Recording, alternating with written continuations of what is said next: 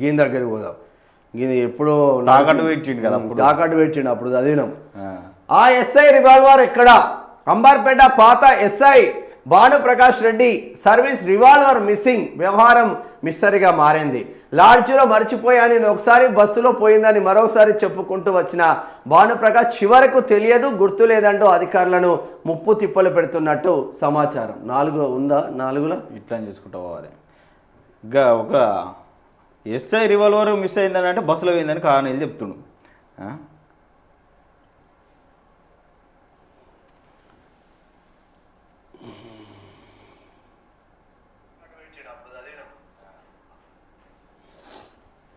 ఉన్నదా లేదా? ఈ పౌడైపోయి ఏం భర్తలు ఇస్తాడో ఏందో. 4 ఇలా లేకపోతే వేస్ట్ అయ్యారా నాయన మీరు ఇక. ఉందా? ఆ ఎస్ఐ సర్వీస్ రివాల్వర్ ఎక్కడ? నెల రోజులు గడిచిన ఆచూకీ చిక్కని భానుప్రకాష్ రెడ్డి రివాల్వర్. ఈయన తెలంగాణ అయినా కాదు, ఆంధ్రప్రదేశ్ అయినా. ఆ ఎస్ఐ పొంతనలేని సమాధానాలు, తెలియదు గుర్తు లేదు మీరే వెతకండి అంటూ సమాధానం. చెంచల్గూడ జైలు రిమైండ్లో ఎస్ఐ. చూసినామా? వీడు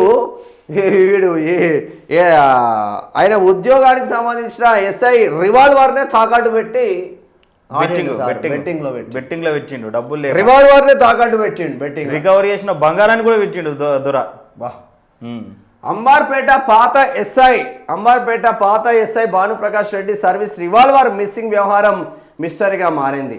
లాడ్జిలో మర్చిపోయానని ఒకసారి బస్సులో పోయిందని మరొకసారి చెప్పుకుంటూ వచ్చిన భానుప్రకాష్ చివరకు తెలియదు గుర్తులేదు మీరే వెతికి తీసుకోండి, తాకట్టు పెట్టినట్టు తెలిస్తే రికవరీ చేసుకోండి అంటూ పోలీసులను ముప్పు తిప్పలు పెడుతున్నట్టు తెలిసింది. అయితే ఎంక్వైరీలో భాగంగా సర్వీస్ రివాల్వర్ను స్వాధీనం చేసుకునేందుకు అన్ని కోణాల్లో విచారించిన ఫలితం దక్కలేదని సమాచారం. దీంతో గత నెలలో భానుప్రకాష్ను రిమాండ్కు తరలించారు. కానీ రివాల్వర్ ఎక్కడుందో ఇంతవరకు పోలీసులు కనిపెట్టలేకపోయారు. మరోవైపు రాష్ట్ర పోలీసులు రివాల్వర్ మిస్సింగ్ పై ఇటు అన్ని జిల్లాలతో పాటు ఏపీ, కర్ణాటక పోలీసులు సహా ఇతర రాష్ట్రాల పోలీసులకు సమాచారం అందించారు. 9mm సర్వీస్ రివాల్వర్ ఎక్కడైనా లభిస్తే సమాచారం ఇవ్వాలని సూచించారు. నెల రోజుల పాటు చుక్కలు చూపించిండు.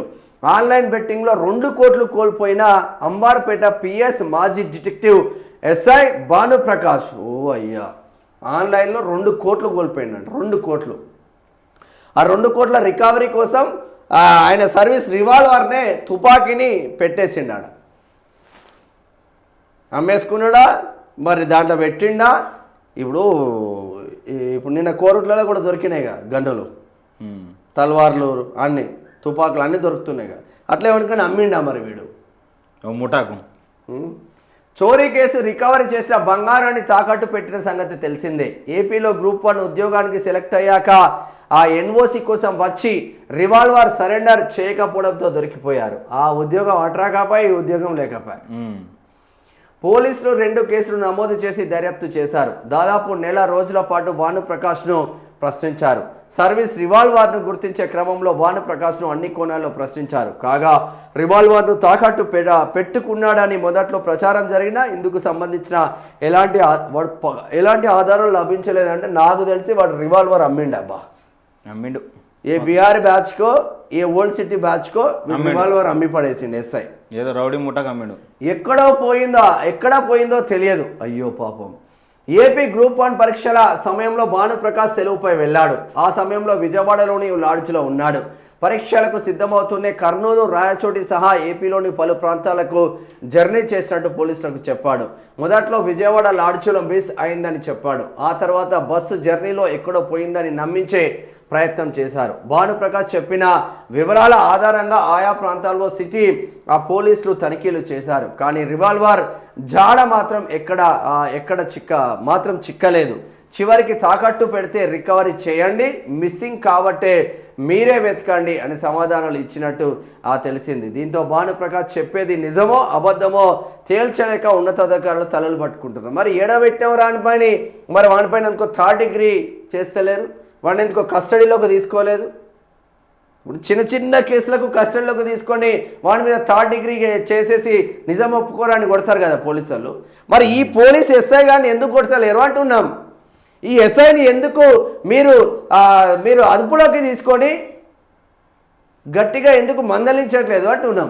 వాడి మీద కూడా థర్డ్ డిగ్రీ కొడితే థర్డ్ డిగ్రీ చేస్తే వాడు కూడా చెప్పేవాడు కదా ఎక్కడున్నదో.